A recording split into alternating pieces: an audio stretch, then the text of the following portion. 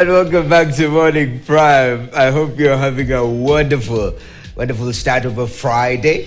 Right here we are discussing the issue of KCP, which actually went down the rabbit hole to the question of integrity. And after integrity, there was this issue of corruption. And, the good professor brought in the issue of, this extortionists vis-a-vis bribery, which is different. And we've been having that discussion on a break. Gentlemen, Paul, you're still a believer that if you make a stand, okay? If the traffic stops you and they're asking for that 500 bob, you should say no.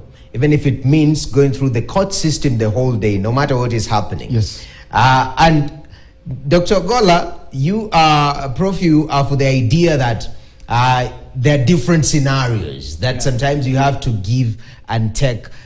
Is that compromise? What is going on here? I want to clear that before we move into the next topic. Yeah, so let me first of all say I'm a governance expert. Mm-hmm. I have 16 World Bank certification, even in the issues of corporate governance and ethics. And we talk about when companies face a real issue, because this one Paul can talk about ideally. Let's say, for example, Noah, your company has won a tender to build electricity line in a rural village to ensure that people can reduce insecurity which is taking place there and maybe even bring more business opportunity to those local people. You've won it. But somebody is holding the tender in the hand and telling you, Noah, if you don't give me one name, I'm not signing it, isn't it? Not that you are being given a favor. You have won it clean and clear. Now, you ask yourself, if you continue pressurizing and even saying you don't want to pay, isn't it? The people who are suffering because of lack of light and electricity, security, and the rest, they are still suffering. Mm-hmm. And if you don't do it, an idiot will come and give, isn't it? And do. And sometimes don't even give the values you are going to give. Uh-huh. It is not bribery. Mm-hmm. Bribery is to give money to get a favor which you don't deserve. But extortion, if you are in a system which is full of extortion, then it is not your fault to say, okay, for the sake of my village. That's why even MPs go to do even voter bribery, because they have a vision. They want to transform their community. And if you say, I can't give money, the policemen ruin your election. They are part of it, isn't it? So you bribe those policemen, take up the constituency. What you want is to give a goodness to your people. Because I'm a pragmatist. Okay. So it is Solomonic. Even Jesus said, give to Caesar. So if Caesar is the extortionist, mm-hmm. Give to Caesar, isn't it? But give to God what God deserves. Bribery should be separated from extortion. And I believe that so many people go through these extortion kind of things. And I've told you, integrity entails all parts working together as a unit. Okay. So if there's one part that cannot work, then how do you do it? I'm not encouraging people to give bribes, because actually we have to agree it is illegal. Yes. And also at the same time, it is unethical. It is also immoral. Okay. But extortion is where you have to buy what you deserve. Okay. You understand? But Paul, yes, you are saying you can't buy into Prof's idea of the bigger picture. I can't as if you'll be the mediator how things are going. There is another way to see it. Now, number one, I'm also an expert. I may not have 16 certificates. I just need one. I've written a book on ethics. You can Google. Is my research been able to do this online? Ethics and ethical leadership for effective governance. It's a book I've been able to write. It's on Amazon. And one of the things I'm able to understand, as a country, that's where the problem is as a country. We say, okay, we have a vision to change. Why did I do this? Because you're bending, we have compromised the system. Why don't I just give 10,000, my kid gets an A, so that we go to different. Alliance. Let me explain. Let me explain. Hang on. Let me explain. You have your time for it. Hang on. Wrong analogy. No, I'll explain. But for me, I can get that C. I'll work hard for it. I can get that B. I'll work hard for it. You know, I don't have to be an A to do into medicine. I'll do what I'm able to do. And the reason I'm saying this particular thing, I'm saying you have written a book about Solomonic economics. I think you need to come up with a book called the Daniel Economics. Daniel in the Bible says, you know what? I will not bow down. Even if the king, I'll be thrown into the fire, I will still take my stand. So it's a conviction to be able to build up. And what I've been able to do, the dangerous thing in this country, we have so many educated people and they have an analogy and a perception about, you know what, I can still get away with it because I want to save face. But the time we'll decide and say, you know what, as a nation, we are building the convictions and the values of like, no matter what.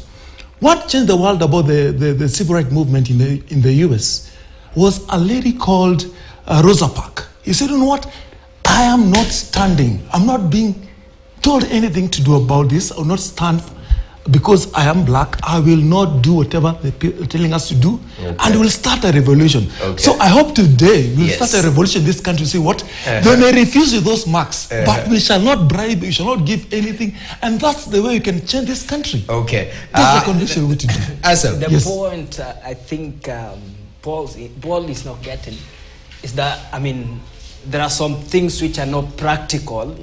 I mean, if it has worked for me. If you don't, I mean, I've never bribed. I never used to. The point is not about bribery. You know, if you listen to Prof here, it was about, you know, extortion. There is sometimes like a watchman can force you to give something. I will not give. Not to acquire a favor, but I will not give.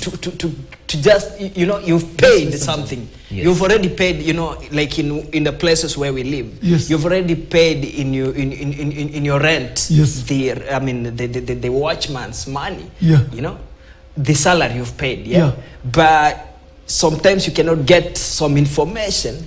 It's okay. You know, it's okay. Which can lead you to, a bad thing at first. You know, it's not about the issue of bribery or corruption. It is about, you know, you're sanitizing corruption. We know I'm not sanitizing corruption, but it is not pragmatic. Cosmetizing to have. I mean, Daniel's stand. It can't work. No. Just to explain here, I'll give you another scenario. I've just told Noah off camera, and let me put this now on camera. My wife died on 1st of January 2008. It was a very painful moment. And then a postmortem was being done by Johansen Odur. Johansen Odur did a postmortem and said because the postmortem was so long, one postmortem were 3 postmortems, and they were done 4 times. So that is 1 postmortem times 3, isn't it? Times 4. So there were 4 postmortem. Each of them was 3. So 3 times 4 is 12. And when you are being investigated in this country, even for what you have not done, isn't it? Like my case, I didn't do. You understand? I had to pay for the postmortem fee. 5 times 3 times 12, and you go to the mortuary where your wife is lying, and you're being told, if you don't pay, don't bury. You want me to take 50 years. You know what happened? That's extortion. Because according to me, you arrested me, isn't it? You did a postmortem. Nothing was wrong. You understand? I pay for it. You get my point? That's extortion. So you can tell me, I'm not talking about someone bribing to get a C. Get my point, Paul. Just listen. No one is bribing to get a C. What I'm trying to say is, if that certificate is sitting somewhere in an office, isn't it? Someone just needs to release it so that this child can go to school. And they're not releasing it. Will you tell me you'll fight for 50 years when that child's future is being ruined? They cannot and the certificate is there. No, I'm trying to say these cases have happened. They have happened. But you have a title deed. Yes. You are building a plot, isn't it? Now somebody cannot release a title deed, which is your land. You have both paid everything. Someone is telling you, oh, you know, the boss has traveled, they're in the US, but you know the boss which has traveled is money. I want 1,000 shillings, I sign and give you. That is not bribery. Let us separate these issues, because sometimes I think you need to read the philosophy of Dan Scotus. You have to separate something that look very the same but are not the same. So you have to have the mind of being able to appreciate things which look similar but they are not similar. Okay. They are not. They are similar but not the same. All right. So bribery and extortion are similar but they're not the same. So what I'm trying to say here is that you have a right which is your right. Like you have a right to freedom, isn't it? Somebody is holding your freedom for 50 years because you are resenting. Remember, Daniel's case was is a biblical thing, isn't it?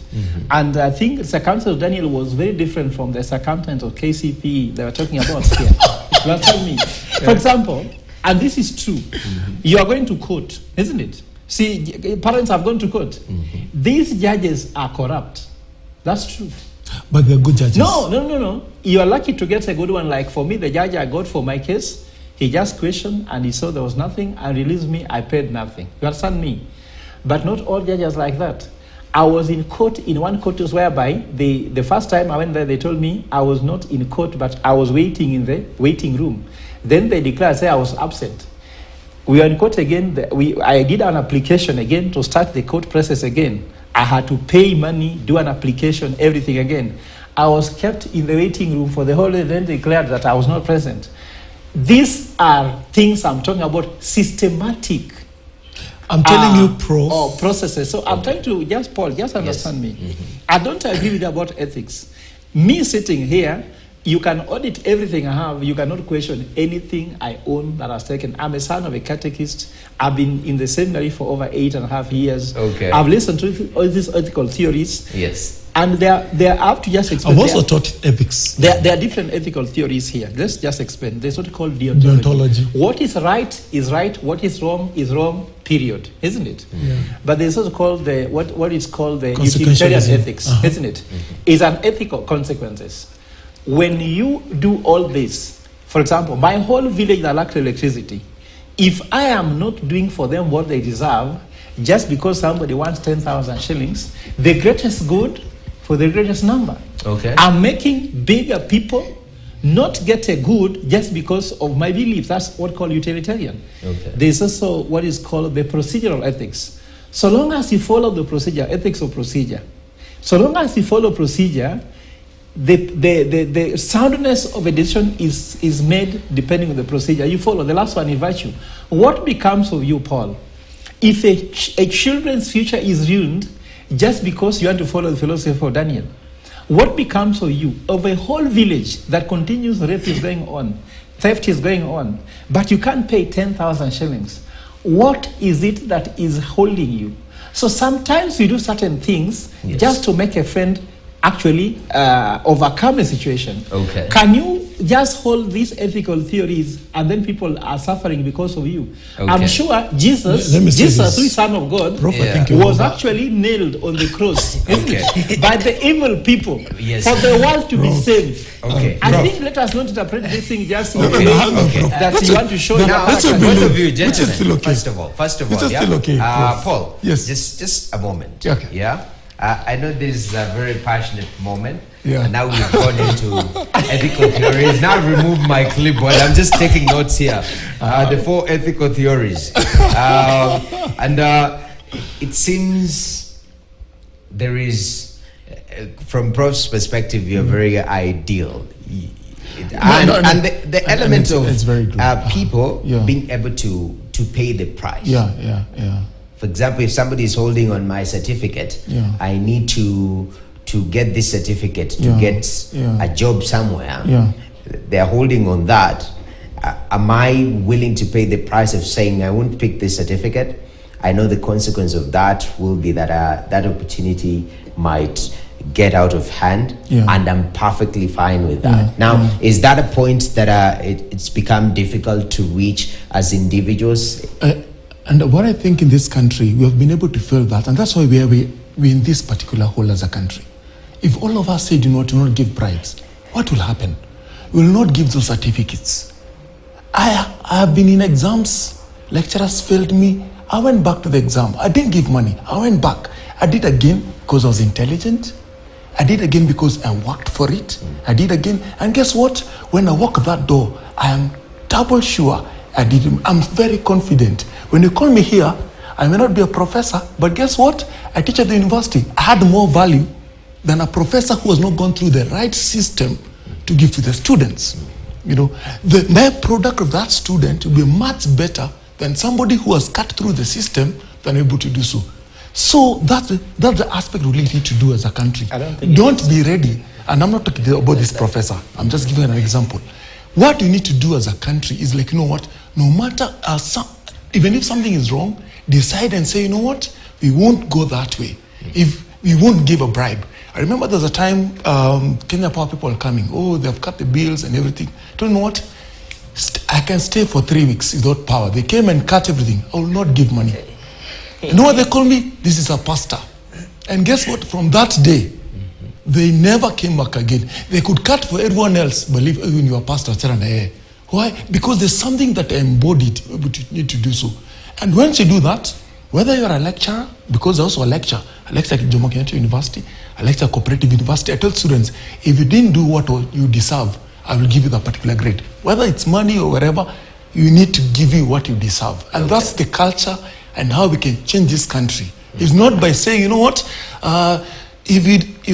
for you to graduate, just give this amount of money. Don't stay for 1 year, you lack a job. Stay for 1 year. Wind up on that. And with that, you'll have made a difference. This country will change by having that kind of a philosophy. But if you say, let's just give a bribe, let's do what? You will fuel corruption, you will fuel bad problems, and that's why we are in this country. But when pastor says, you know what, you will not go that way. Set your foot down. That is the difference that you will make in this country and in this education. And that's what I believe in. Okay, I think to finish on this topic looks like it will, proceed that far. So, biblically, even Jesus himself, he was told, look, you're walking along with the tax collectors who are the bad people, you know. But Jesus said, it has nothing to do with the ethics thing, you know. The Pharisees are the people who just want to have a certain stand. They're not practical in a way. They were not practical in a way. So I think the point here was, let us be practical. It is not about the bribe thing. It is about, are we looking at Jesus walking along with the tax collectors and we say, Jesus is bad, you know? Let us leave it at that. We can proceed. I think even as you rebuttal, Prof, I think, Madam Producer, the way we are going like this, you'll have to change the tag to Ethics 101. The way we are going like this.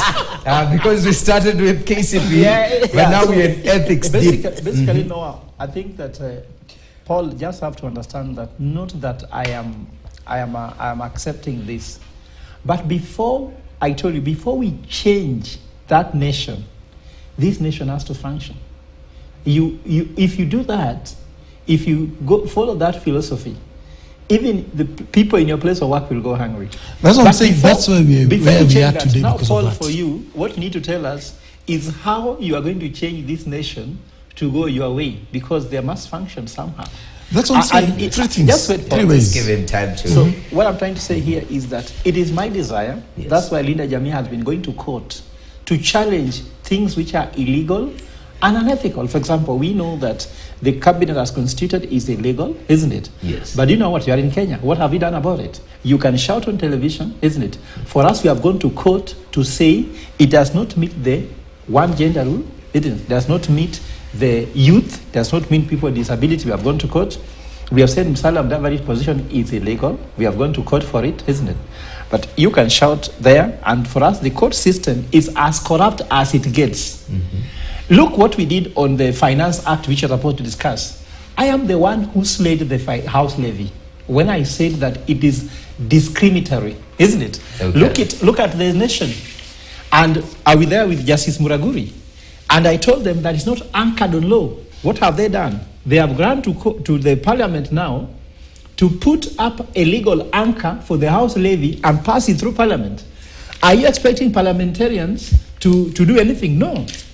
Their thugs will be paid money, isn't it? They'll anchor that thing on law. House levy will be there. Now, people are going to continue suffering. That for me are telling me I'm unethical. I can put my foot on the ground. Go to State House and put your foot on the ground. Can you put your foot on the ground in Parliament? Can you go to court and put that foot on the ground? Let us be practical, because I know that it will go to the case record. If these judges do what they are not supposed to, imagine the House levy is declared unconstitutional at 1 a.m. I was there in court. Then at 3 p.m. they come back and said they continue being unconstitutional for 45 days. It's like somebody stepping on your feet, and then the judge says, we know that that is painful, but let him continue stepping on feet for 45 days until January and come back. This is the country we are sitting on. And Paul standing here to preach to me as if I don't know ethics. I'm telling you, my brother, you cannot tell me that you are better than professors. You are not better than professors. You are not better than professors. In fact, to say you are better than somebody is not good. I'm not better than anybody. Actually, I can challenge you, because what are you going to do? I'm just saying.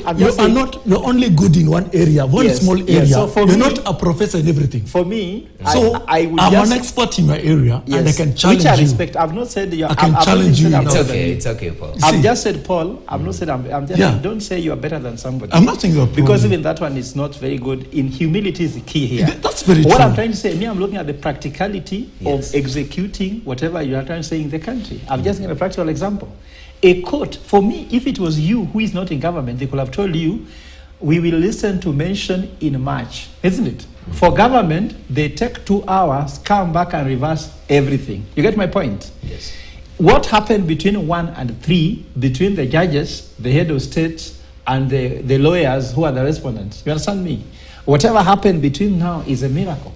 Because for me, I was sitting next to Justice Muraguri, and I found he had a folder printed with his response to the ruling.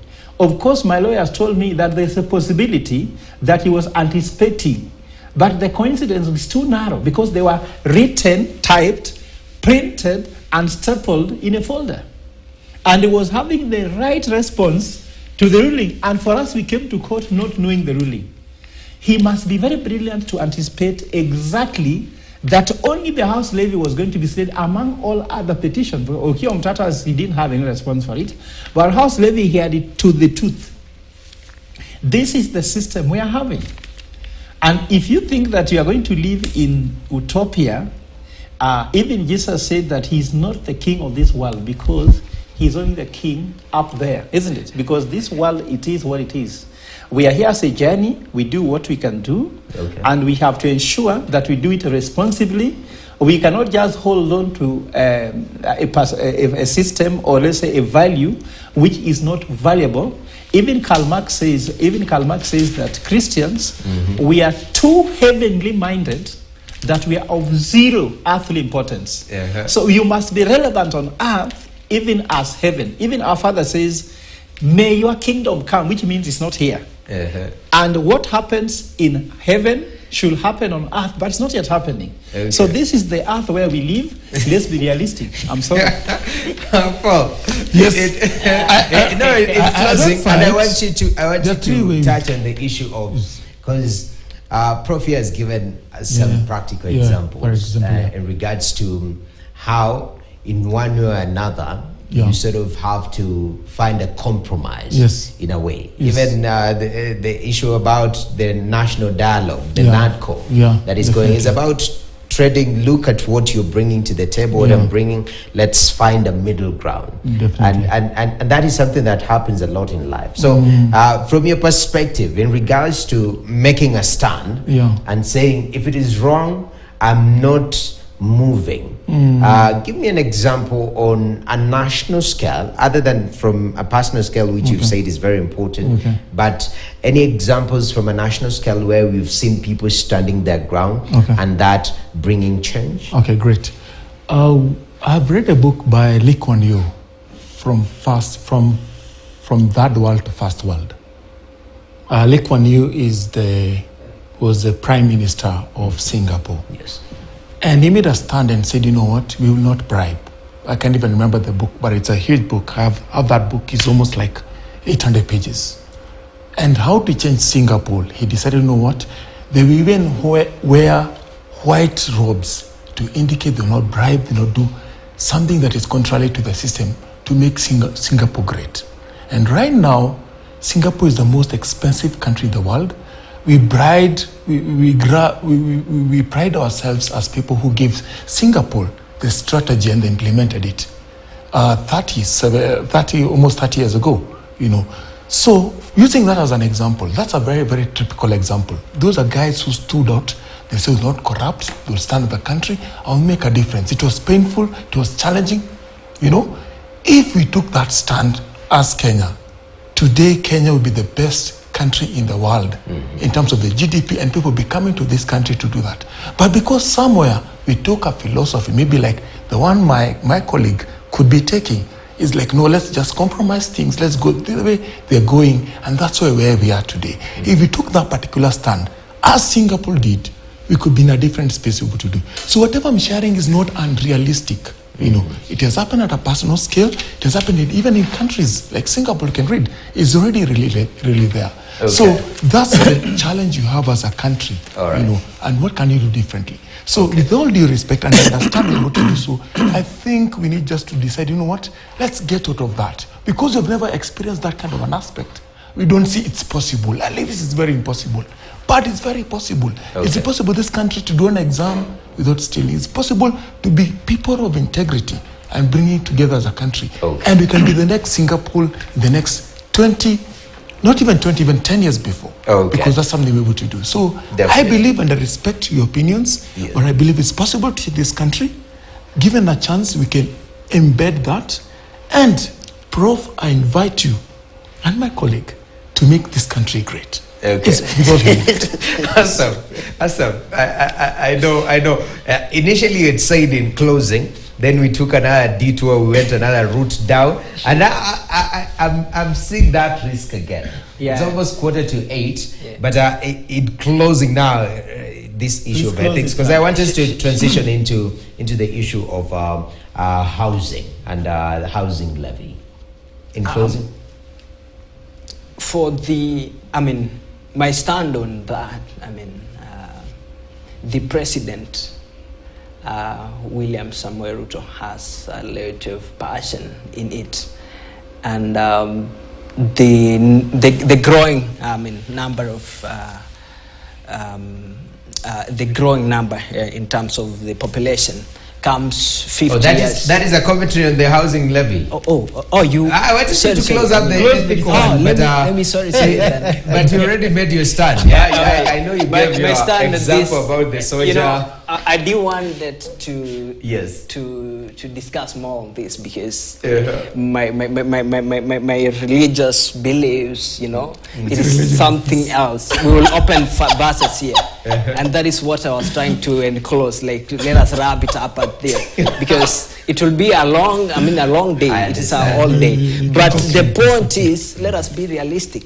In as much as we tend to go by the that not first world, you know, realistic. No. The point is, let us be realistic. You know, the system which we are living in since we were born, it is hard to change it.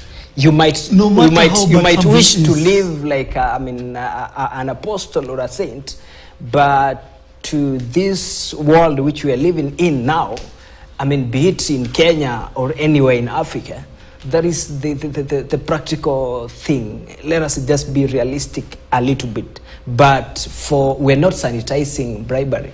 We're not sanitizing corruption.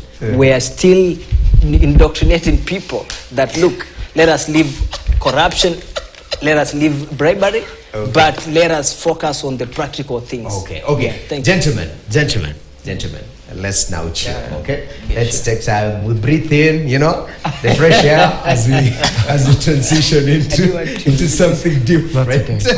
But what a discussion! I love such discussions where we have a back and forth and different perspective on things. It just makes everything